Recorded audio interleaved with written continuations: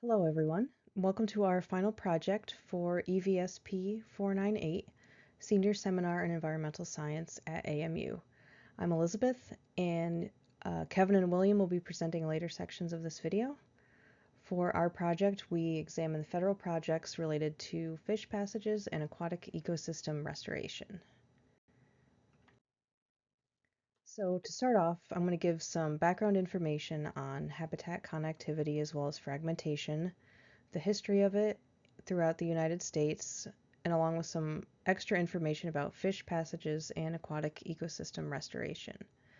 Then we'll move into methods that we used, looking at the interagency fish passage portal, analyzing their data, and reviewing literature on those topics. After that, we will present our results of that data analysis and literature review, along with some maps and graphs for visualization.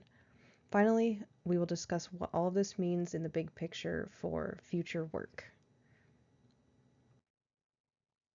So to start off with a brief overview of habitat fragmentation, this is essentially when larger areas of habitat are split into smaller pieces. The primary cause of this is human activity such as agriculture and building roads and housing. Fragmentation can happen to both terrestrial and aquatic habitats, and in aquatic habitats, it's often due to man-made barriers such as dams. Aquatic species are also particularly affected by fragmentation because they're confined to water and they have nowhere else to move if a barrier is constructed. They get blocked in. A good example of this is in the Columbia River area in the northwestern United States. The construction of many dams throughout this watershed has blocked migratory routes for salmon, which need to travel upstream to freshwater spawning grounds. This has caused them to be physically separated from areas that they historically had access to. And we will see a little bit later on in this presentation what has been done to improve connectivity in the Columbia River watershed. As mentioned in the previous slide, there are quite a few consequences of habitat fragmentation. As species become physically separated from other habitat areas, we start to see less genetic diversity within populations and decreased overall health due to reduced food sources and inaccess to spawning areas.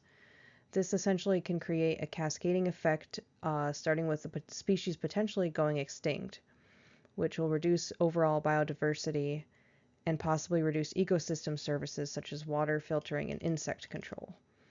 And then, in turn, these changes can affect humans by resulting in less desirable recreational areas, poor drinking water quality, for example, which overall will lead to reduced economic output for that area. In the US, more than half of our wetlands have been lost since the 1600s, totaling over 110 million acres, largely, as previously mentioned, due to human development and fragmentation, as well as just disrupting the natural flow of water and nutrients. These wetlands are critical ecosystems that help to sequester carbon, filter water, regulate flooding, and provide breeding grounds. Smaller, disconnected fragments may not be large enough to meet the individual needs of a species. As well, habitat loss is the most common cause of extinction for freshwater fish, and this photo here is an example of a dam, which is blocking the natural flow of water downstream, and you can see other man-made structures down there as well. So this is a pretty highly disturbed area. Many agencies have recognized the need to restore connectivity between habitats and have implemented multiple different kinds of ecological restoration techniques, also known as ERTs. For fish passage, some of these ERTs include construction of fish passages or removal of barriers entirely. The Interagency Fish Passage Program brings together several federal agencies to improve aquatic connectivity through collaboration, including the U.S. Fish and Wildlife Service, National Oceanic and Atmospheric Administration, Fisheries Department, U.S. Forest Service, Bureau of Land Management, the Federal Highway Administration, and Natural Resource Conservation Service. Their work can be tracked online through the Interagency Fish Passage portal, which is what we examined for this project. The diagram on the left is an example of a fish ladder, which has a series of small pools that attract migrating salmon and allow them to move up and over a dam. Types of barriers that can block fish passage include, as you can see on the left, culverts, dams, levees, weirs, and hydropower plants. Other man-made issues that aren't structures can also affect fish movement, such as excess sediment, disrupted water flow, such as high or too low velocity, and poor water quality. Examples of types of passages that can help fish include culverts, fish ladders, fish bypasses, fishways, pool and weir systems, and removal of the structure entirely. Culverts are listed on both sides because they can cause problems if they are too small to allow water flow, or not level, or not flush with the ground. They can also help, though, if new ones are constructed in areas that allow water flow where water was previously blocked. The picture in the center here shows a pool and weir fishway, which it also has a trap in the center at one of the turns to sample fish as they pass through. And then the picture on the right is an example of a dental fishway, which has a series of channels and baffles to create turbulent but slower moving water that fish can swim through.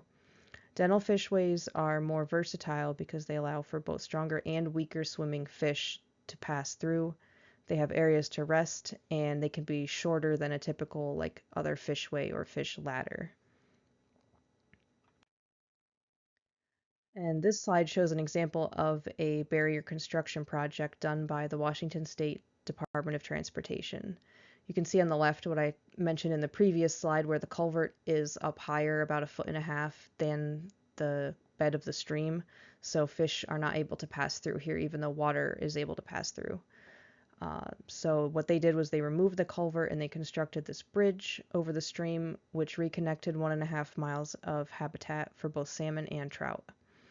You can see the bridge is wide enough to not interfere with the flow of the stream. And as well, this project also highlights how fish passage improvements can also create better infrastructure for humans that traverse through the area as well. Good afternoon, Professor. I'm William Rowland, and I'll present in the next few slides. Aquatic ecosystem restoration is a holistic process that goes beyond simply removing barriers like dams and culverts. It also requires rebuilding and improving the surrounding habitat to support long-term biodiversity. One important technique is bank stabilization, which reinforces the edges of rivers, streams, or lakes with materials such as riprap, logs, or engineered structures to prevent erosion and sediment runoff. This not only protects water quality, but also helps maintain the natural flow of the water body. Another key method is revegetation, where native plants are introduced along banks and shorelines, stabilize soil, provide shade that regulates water temperature, and create food and shelter for wildlife. Using native species ensures the vegetation is well adapted to local conditions and supports overall ecosystem health.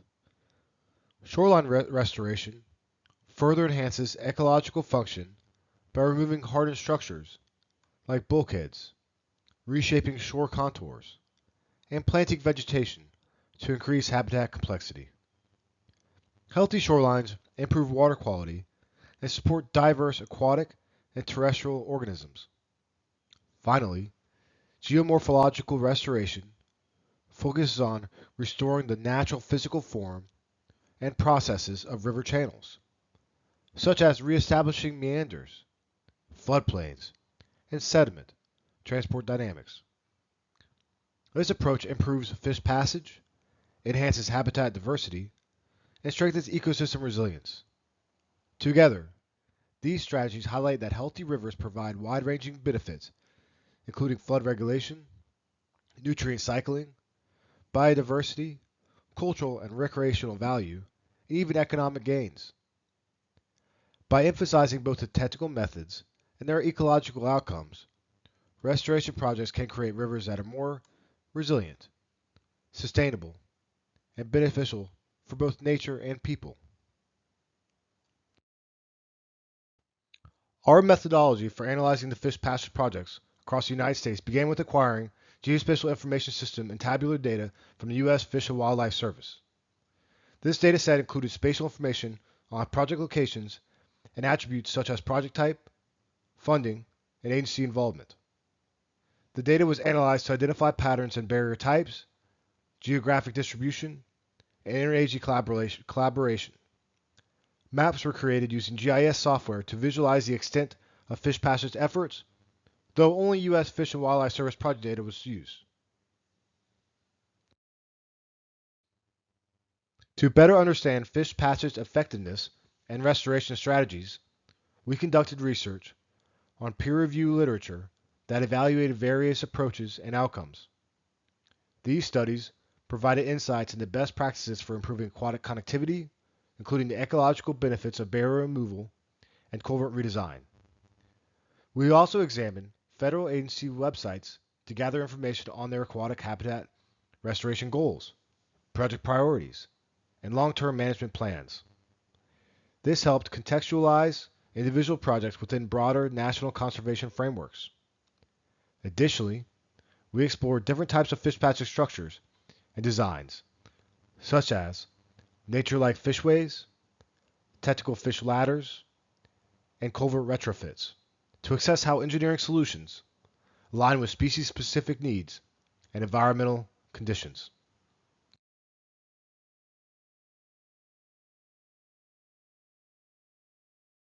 The results of the fish passage and aquatic habitat restoration efforts reflect a significant interagency collaboration across 9 federal entities, to include the Bureau of Land Management, Bureau of Reclamation, Department of Energy, Federal Highway Administration, National Oceanic and Atmospheric Administration, National Park Service, U.S. Army Corps of Engineers, U.S. Fish and Wildlife Service, and U.S. Forestry Service.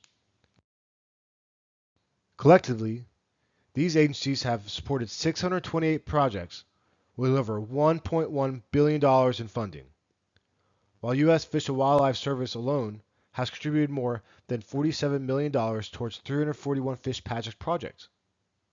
The majority of these initiatives focus on addressing aquatic organism passage barriers, or AOP, dams, and culverts, structures that historically disrupted fish migration and stream connectivity. As a result of these efforts, over 1,114 miles of rivers and streams have been reconnected or are in progress, and more than 1,823 acres of aquatic habitat have been restored. Project development is ongoing, with 68% of projects currently in planning stages, 25% completed, and 7% under construction. States such as Washington, New Mexico, and Oregon lead in project volume, and 43% of all projects involve partnerships with tribal communities. Additionally, 25% of projects are located in climate and economic justice screening tool communities, highlighting commitment to equity and environmental justice in restoration planning. This is one example of a GIS product we created using tabular data from U.S. Fish and Wildlife Service. This graphic illustrates the distribution and status of fish passage projects managed by the U.S. Fish and Wildlife Service across the United States, including Alaska, Hawaii, and Puerto Rico. Each dot represents an individual project, with green indicating completed projects, yellow showing those under construction, and red marking those still in development. The predominance of red dots suggests that a significant number of projects are still in the planning phase, reflecting ongoing investment in aquatic connectivity and habitat restoration. Overall, this map serves as a strategic tool for identifying restoration gaps, tracking progress, and guiding future efforts to improve fish migration and ecosystem health.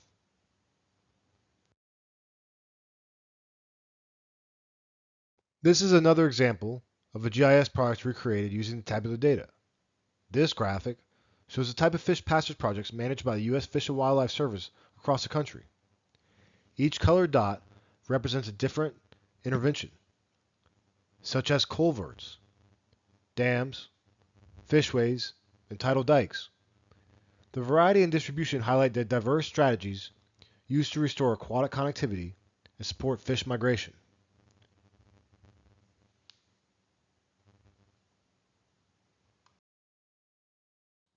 The success of these projects are hinged directly on the ability to coordinate between interagency partners.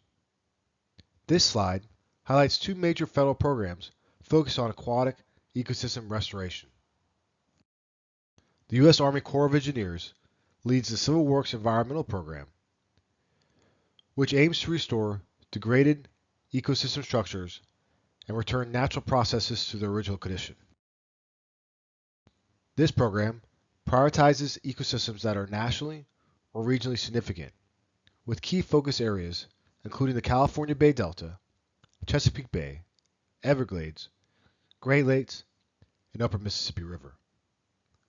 These efforts are designed to improve ecological function and resilience in some of the country's most vital aquatic systems. On the other side, the Bureau of Reclamation's WaterSpark Aquatic Ecosystem Restoration Program emphasizes removing or modifying barriers to fish passage and restoring floodplain connectivity. It also supports projects that enhance aquatic habitat and promote nature-based solutions. A central goal of WaterSmart is to improve water availability, quality, and temperature, which are critical for sustaining healthy aquatic life.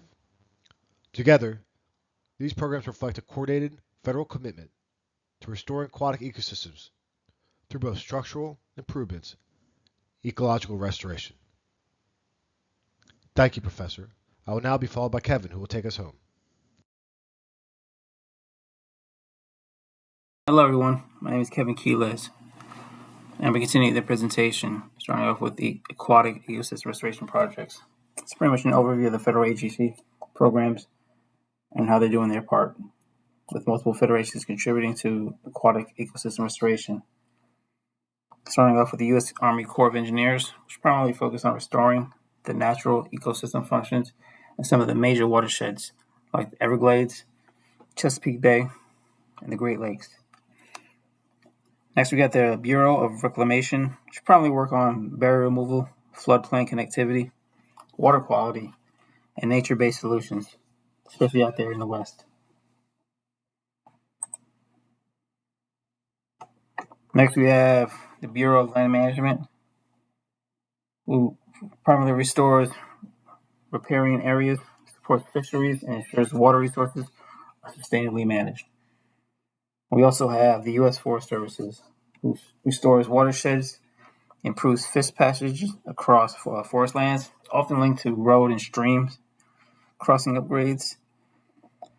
So together, these agencies help reconnect ecosystems, enhance water quality, support biodiversity, and promote sustainable land and water use. So we're going to now talk about some of the results and some of the benefits of species from these projects. So the species that benefit the most from these projects may vary by region. For example, your brook trout and coho salmon usually benefit from cold water stream restoration, while other species like the American eel, Apache trout, Pacific lamprey, mussels, steelhead, sturgeon, and freshwater drum also rely on restored connectivity. This couldn't be done without the partnership with organizations like Trout Unlimited, Ducks Unlimited, and the National Fish and Wildlife Foundation, to expand the reach of the federal efforts. As you can read above, only 3 projects nationwide lacked partnership, showing how collaborative these efforts are.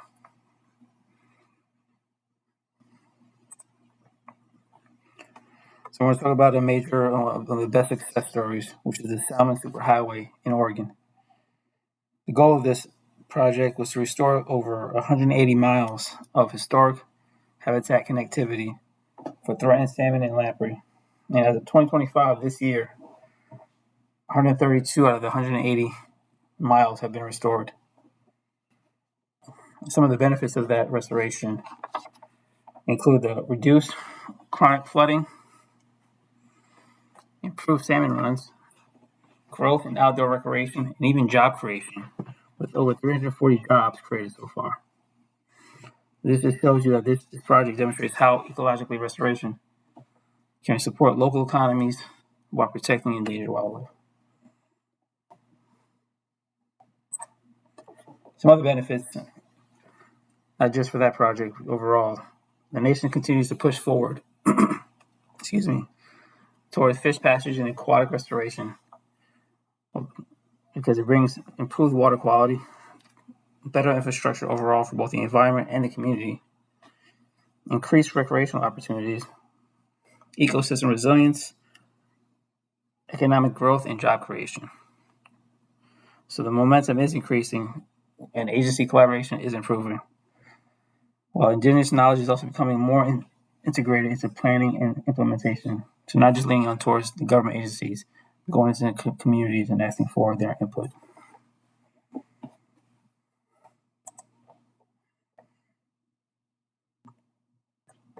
So with all those benefits, there are some challenges still. Right, despite the progress, several challenges remain. You have fish patches often work well for strong swimmers like salmon, but your weaker and smaller species struggle in those high velocity flows. Another issue is that engineering plans often treat fish patches as an afterthought rather than an integral part of the actual design. With that, studies show that the most effective restoration strategy is often complete barrier removal combined with reconnecting natural stream processes. Sometimes that's not actually available. And also, more research is needed to refine designs that support all aquatic species, not just a select few.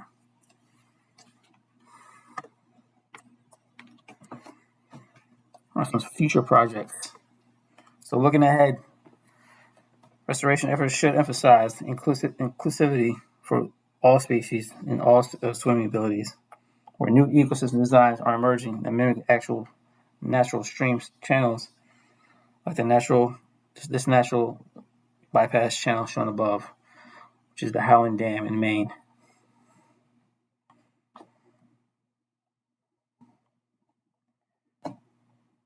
When future projects should prioritize considering fish passages from the earliest design stage, not at the end. You're also restoring natural ecosystem processes, with also removing barriers whenever feasible and increasing research on long-term ecological outcomes. This should ensure that the restoration efforts support not only fish movement, but full ecosystem recovery. So I'm gonna end it off with this, that the aquatic restoration is advancing rapidly across the United States, as this presentation showed, with hundreds of fish pasture projects underway, reconnecting critical habitat and improving ecosystem health. There still are some challenges, like funding, coordination, and species-specific design limitations. The ecological, economical, and community benefits are significant. The science is here, ladies and gentlemen. Restoration works, especially when barriers are removed entirely and projects aim to restore a natural river function.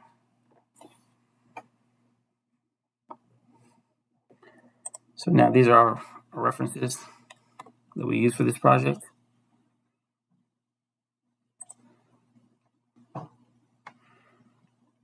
And I would like to thank you for your time, and I'll be happy to answer any questions.